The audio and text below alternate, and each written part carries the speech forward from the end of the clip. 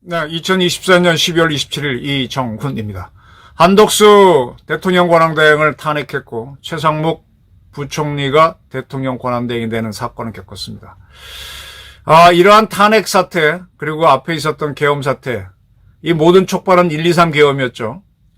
그 앞에 들어가게 되면 미친 탄핵이 있었고, 이러한 것들이 이 작금에 벌어지는 이 정치적 사태가 대한민국 미래에 어떤 영향을 끼칠까 한번 예측을 좀 해보도록 하겠습니다.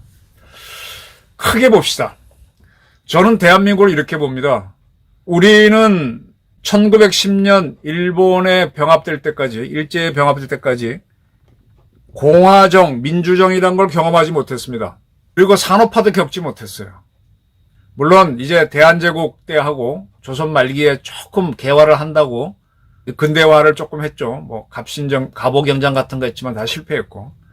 그리고 이제 일본의 지배를 병합이 되고 난 다음에 비로소 산업화란 걸 경험하게 됩니다. 지금 뭐 반일파리들이 하는 자들은 일제 때 대한민국이 산업화된 게 없다라고 하는데 굉장히 많이 산업화가 됐죠. 그리고 교육이란 게 들어왔습니다. 이제 백성들을 가르치는 교육이 들어와서 지금 우리가 지금 한글을 익히고 쓰는데 이거 일본이 우리를 지배하면서 이 조선어를 그때부터 우리가 다루면서 가가격여라는 개념을 가지고 이렇게 한글이란 말도 만들게 되고 우리말을 이제 분석하게 된 거죠. 그리고 우리 역사도 우리는 그전까지 역사라는 게 있었나요? 그냥 얘기로만 전해오던 건데 뭐 왕실에서 임금마다 실록을 쓰는 작업은 했지만 뭐 역사를 특별히 누가 기록한 사람이 없었잖아요. 누가 이제 무슨 뭐랄까 개인적인 문집으로 좀 남겨놓은 건 있어도. 근데 이제 역사란 게 들어와서 어떻게 역사를 공부해야 되느냐. 그래서 이제 증거를 가지고 물증을 갖고 실증사학도 하게 되면서 그러면 우리의 뿌리는 뭐야 하면서 이제 삼국유사덕택에 당군도 알게 되고 뭐도 알게 되고. 일본 친구들이 처음에는 우리는 뭐 늘 약한 민족이었다라고 하니까 그게 아니다. 고구려도 있고 고조선도 있고 그러니까 알면서 이제 우리가 막 깬 거지 않습니까? 그렇게 깼음에도 불구하고 일본은요. 분명히 그 당시에 시장 경제를 하고 자유민주주의를 지향하는 국가였어요. 근데 우리는 그것은 일본이 자유민주주의를 한 거는 일본에 한해서였고 그때 조선에 있던 사람들은 일제에 병합되고 난 다음에 일본이 국회를 운영했습니다. 양원제 국회를 운영했는데 그 국회의원 뽑는 선거에 대한민국 조선 사람들은 참여하지 못했어요. 그리고 조선에 있는 사람들은 후보도 내지 못했어요. 미국이 독립할 때 그때 세금은 똑같이 걷어가면서 영국 국회에는 진출을 못하게 하니까 그게 불만이 돼서 대표 못 보내면 우리 세금도 못 낸다고 하면서 독립운동으로 갔는데 우리가 그런 상황이었죠. 근데 우리는 자력으로 독립을 못했습니다. 미국이 일본을 이겨주는 바람에 독립을 했습니다. 그러니까 미국처럼 우리는 뺏기기만 하고 국회에 사람 못 보내니까 독립하겠다 이런 걸 못하고 독립을 해버린 거죠. 그러니까 자유민주주의에 대한 강한 의지가 없었던 거죠. 그런 나라에서는 또 산업화도 덜 됐기 때문에 일부 산업화 맛을 봤지만 전적으로 퍼진 건 아니니까 돈 번 자들 걸 뺏어서 나눠준다 그러면은 없는 사람이 많으니까 더 좋아합니다. 공산주의가 크기 참 좋은 거예요. 크기 참 좋은 상황이에요.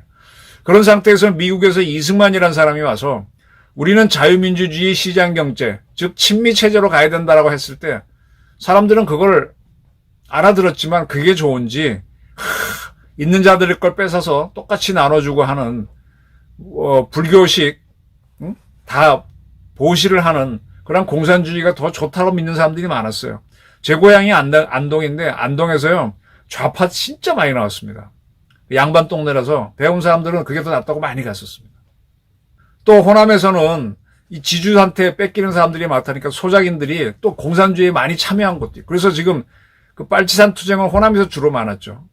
운동권들은 영남에서 많이 튀어나오고. 그래서 1948년 대한민국을 자유민주주의 체제 시장경제의 국가로 만들겠다라고 했을 때 거기에 반발한 게 누굽니까? 남노당 박헌영이는 이북에 도망가고 그 똘마니들이 제주에서 대한민국 만드는 거 반대한다고 투쟁한 게 4.3 사건이잖아요. 그 4.3 사건을 대한민국 만들고 나서도 제압이 안 돼서 추가로 여수에 있는 부대를 보낸다고 하니까 여수에 있는 부대에서 반란 일으킨 게 여순 사건이잖아요. 그만큼 대한민국은 48년도, 9년도, 50년 될 때까지 자유민주주의를 해야 된다는 확신이 없었어요. 그런데 1950년 6월 북한이 우리를 쳐들어와 줬습니다. 쳐들어와 줬어요. 그때 북한하고 우리하고 38선에서 여러 차례 싸움은 있었지만 전면전을 하리라고는 생각도 못했습니다. 북한은 준비했는데 우리는 몰랐던 거예요. 이번에 윤석열 대통령과 그 김용현 등 몇 사람은 대통령이 계엄을 진짜로 하는구나라는 걸 막판에 알았겠지만 한덕수 총리를 비롯한 대부분의 사람들은 뭐야 왜 했어 하고 깜짝 놀란 것처럼 6.25 전쟁도 북한이 38선에서 총격전 뭐로 들어가서 뭐 빼고 빼하는 전투는 했지만 전면전이라고는 생각도 못하고 당한 겁니다. 당하니까 3년 동안 치열하게 싸웠죠. 간신히 살아남았죠. 낙동강까지 밀려났다가. 그러면서 어떻게 되는 거예요? 우리 사회에 많던 친공, 용공 세력들을 우리가 배제하게 되는 거죠. 지금 우크라이나가 칠러, 반러 세력이 계속 왔다 하다가 러시아의 침공을 받으니까 친러 세력들을 지금 일소하면서 젤렌스키가 이제 반러 세력 중심으로 끌고 나갈 수 있게 되는 거죠. 그러니까 오랫동안 있었던 국론 분열이 정리되는 겁니다. 우리는 6.25 전쟁을 치르면서 공산 세력을 또 용인할 수 있는데 그들도 좋은데 이런 생각을 했던 사람들이 사라지게 되면서 국론이 통일됐던 겁니다. 그러면서 뭐예요? 이승만 대통령이 주장했던 친미 노선의 시장경제 자유민주주의가 옳구나 하는 걸 공산 세계로 가면 다 죽으니까. 그래서 54년도에 그걸 했습니다. 그리고 쭉 왔는데 자유민주주의를 해갖고 그러면 잘 산 게 있느냐? 없잖아요. 자유민주주의만 도입했다 뿐이지 경제 부흥이 안 됐던 겁니다. 일본이 항복하면서 나가면서 걔들이 여기에 두고 간 재산을 우리가 적의 재산이라고 몰수해가지고 그거 갖고 산업화를 하려고 그랬는데 이북이 쳐들어와 때리는 바람에 다 깨져갖고 우리 아무것도 없었잖아요.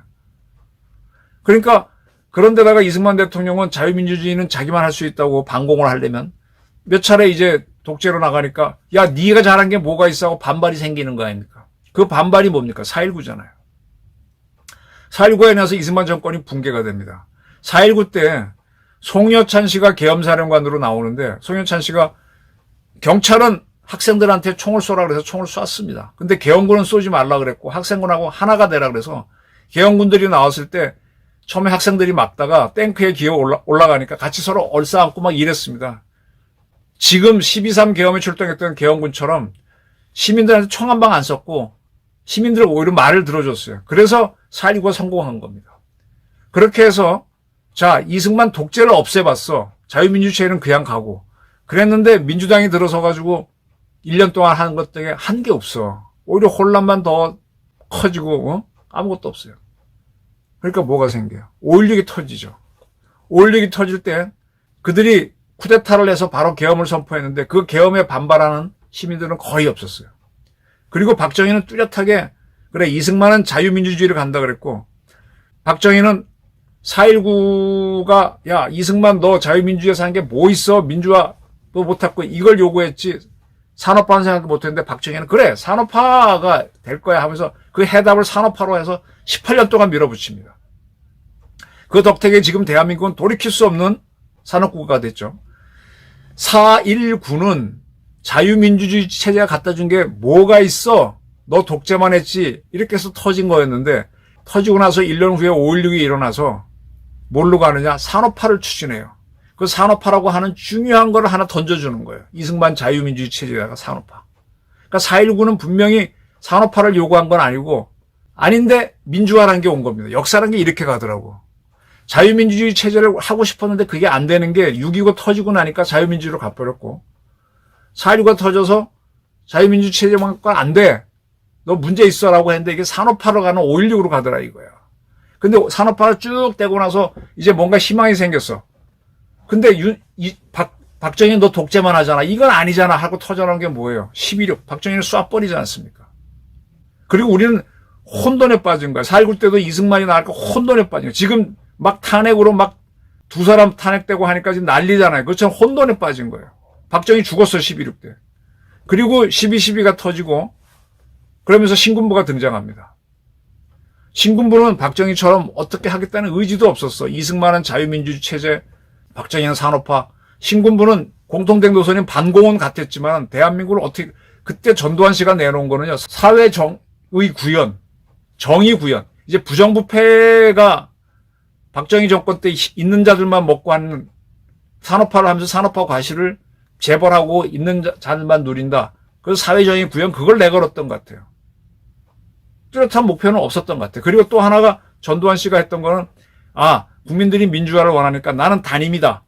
단임을 실현했고 그 다음에 새로운 헌법으로 지금까지 왔지만 어떠한 사람도 지금 독재 못합니다. 임기 5년이면 다 나가야 돼요. 그건 전두환이 그건 분명히 했어. 그러다가 이제 우연히 하나 발견한 게 올림픽이라는 거. 그리고 경제를 살려야 된다는 걸 알고 일본한테 100억 달러 받기로 하고 60억 달러 받아가지고 어떻게 하지? 어떻게 효과적으로 쓰지 그랬는데 올림픽이 딱 나오니까 그걸 어떻게든 쟁취를 합니다. 하고 나서 올림픽 잘하기 위해서 이 돈을 씁니다.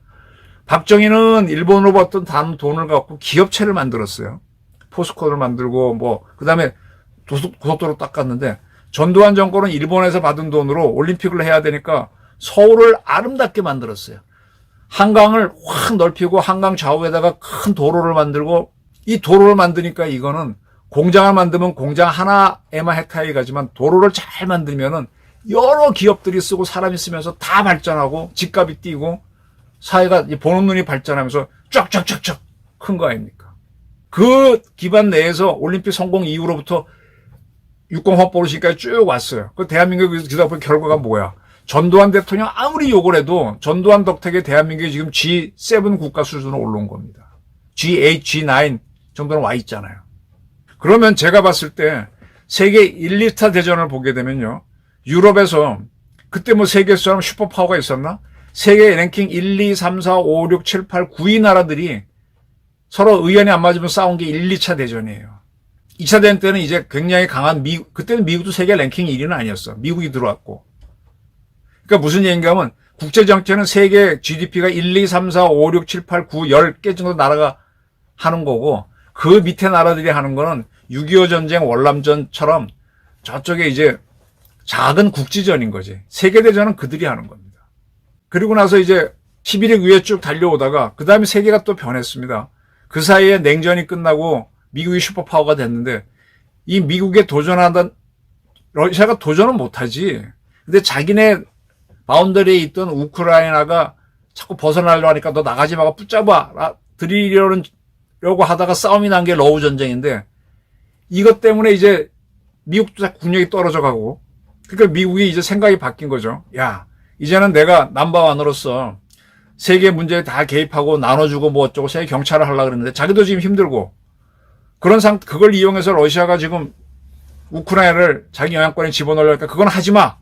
라고 하면서 또 중국의 이 세계 공장이 돼서 막 크니까 중국도 대들고 하니까 미국이 이건 아니야. 내가 너한테 베풀지 못해. 나도 내 먼저 위주로 살래 하면서 미국이 제조업을 막 하겠다고 SK 투자에 삼성 투자에 현대자동차 투자에 막 세계 공장으로 끌고 자기가 되겠다고 하면서 자기만 살겠다는 쪽으로 가잖아요. 그러면서 유럽의 국가들도 우크라이나가 러시아에 들어가면 니들도 살기 힘들거? 니들도 거기에 대해 우크라이나 도와줘라고 하니까 영국, 프랑스, 독일 등 국방비 안 쓰던 나라들도 러시아가 커버리면 그건 아니지 하고 우크라이나 지원하면서 자기들도 막 공장을 돌리는 거 아닙니까? 그러면 그러한 이 뭔가 국제정치에 개입하는 나라들은 아까 10개 국가인데 대한민국이 10개 국가에 들어가는 나라예요. 그래서 지금 아시아에서는 일본하고 한국 국가 원수가 우크라이나를 갔다 왔습니다. 그리고 둘 다 지금 비살상 무기는 제공하고 있어요. 근데 지금 아시아에서는 한국이 이 공산 세력하고 반공 세력이 부닥치는 접점이야. 일본도 그럴 수 있어요. 근데 우리가 더 프론트 라인이라고. 그래서 지금 우리가 우크라이나에 근데 우리는 북한이라고 하는 분명한 적이 있는데 이놈들이 지금 우크라이나에 10,000명 이상을 파병하고 무기도 살상 무기를 주고 있어. 그러니까 우리는 어떻게 할래? 이 대응을 놓고 갈등이 생기는 겁니다. 중국 지지하거나 북한 지지하는 세력들은 보내지 마라고 하는 거고 반공 세력은 가야지. 우크라이나에서 러시아가 북한이 이기면 우리가 당해. 이런 개념인데 그 조문 우리 러시아는 시장을 잃지 않은 주장도 있으니까 망설이고 있는 사이에 갈등이 커지는 거예요. 그러니까 우리가 국제정치에 개입해야 돼, 하지 말아야 돼. 이 논쟁을 쭉 해오는 사실 우리나라가 이 정도 국가 되면 국제문제에 개입하고 국제문제에 개입할 나라가 되면은 북한을 다뤄서 통일하겠다는 의지를 낼 수 있는 시점이 되는 겁니다. 지금까지는 우리가 다 미국에 의존해서 우리 생존하기에 바빴었지. 근데 이제는 북한 핵 가진 북한을 제거해서 잡아먹어야 되는 그걸 결정을 내려야 되는데 야 그렇게 되면 많은 사람 다치고 힘들고 하니까 하지마 하는 게 친중 용공 세력들이라고 친북 세력들이라고 이 갈등이 숨어 있던 겁니다. 지금 12.3 계엄은 너무 많은 탄핵 그다음에 북한의 도발 뭐 여러 가지 거론했어요. 근데 이거는 분명히 국내 문제만으로 보게 되면은 지금 미친 탄핵하고 있고 잡범이 대한민국 정치를 우롱하는 거를 잡기 위한 걸로 보입니다. 근데 이 사건이 이제 앞으로 대한민국 벌어진 싸움은 뭔가 하면 쉽게 말하면 미국 라인에 서서 국제정치에 참여하지 않은 세력하고 중국이나 북한 라인에 서서 국제정치에 참여하지 말고 가만히 있지 않은 세력 간의 싸움입니다.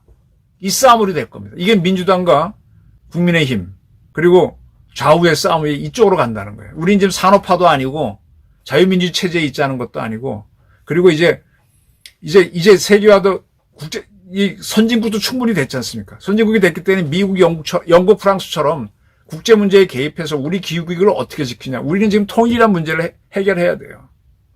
통일을 하려면 국내에서 여론이 한번 정리돼야 되는데 그 여론을 정리하는 계기가 이번에 12.3 계엄으로 촉발된 이 정치적 난국성에서 답이 나올 것이다.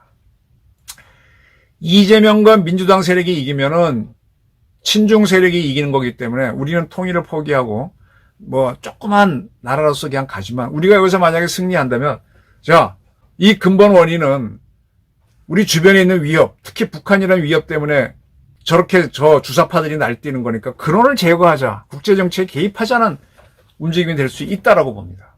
그래서 저는 12.3 계엄으로 벌어진 지금의 탄핵 사태에서 미국을 지지하는 친미 세력, 반공 세력이 이겨야 된다고 봅니다. 이겨야만 우리도 더 많은 발전을 할 수 있는 계기를 갖게 되고 이제 앞으로 산업화 이후에 4차 산업을 할 수 있는 그런 동력을 얻게 되고 그 반대로 간다 그러면 못하게 될 거라고 보는 거예요. 12.3 계엄이 윤석열이라고 하는 대통령은 자기 권력 강화를 위해서 했을지 모르지만 그게 실패했잖아요. 실패한 이루어지게 막 싸움이 벌어지는데 이 싸움파는 결론은 뭐냐. 친미 세력 대 친중 세력 싸움, 반공 세력 대 용공 세력 대의 싸움이 되면서 여기에서 저는 친미 반공 세력이 승리할 거라고 봅니다. 승리해야만 되고요. 이렇게 되면서 해서 우리의 큰 문제 하나를 해결하지 못했던 문제. 자, G10 수준으로 왔는데 아직도 개도국 마인드를 가지고 우리는 보호받아야 돼. 이게 아닙니다. 우리는 우리 문제에 들어가야 돼요. 북한을 어떻게 다룰지. 핵 가진 북한을 지금 박근혜, 이명박도 해결을 못하고 보수 정권인데 그냥 가버렸잖아요. 문제는 얘기할 것도 없고. 핵을 제거하기 위해서 때리든지 뭐 때리는 왜 방법이 있겠어요? 외교적으로 안 되면? 그럼 자격을 보내서 김정은을 죽이든지 북한 핵과학자를 제거하든지 이스라엘처럼 하든지 뭐 해야 될 거 아닙니까? 그거 안 하고 미국한테 맡기고 왔는데 미국이 해주나? 미국이 스스로 하라는 거 아닙니까? 우리가 해주면 미국이 지원하면서 우리는 미국으로부터 지위가 올라가는 나라가 되는 거지. 국내 좌파를 제거했는데 그 힘이 없을까? 저는 이렇게 의미를 봅니다. 12.3 계엄이 6.25가 자유민주주의, 4.19와 5.16이 산업, 4.19가 산업화, 12.6이라고 하는 그때는 막 당황했던 것이 민주화, 12.3이 국제정치에 의한 대한민국 통일, 이런 수순으로 갈 거라고 저는 감히 예측하는 바입니다. 제 예측이 맞을지 틀릴지 아니면 유사하게라도 맞아질지 한번 지켜보시기 바랍니다. 긴 얘기였는데 들어줘서 감사합니다.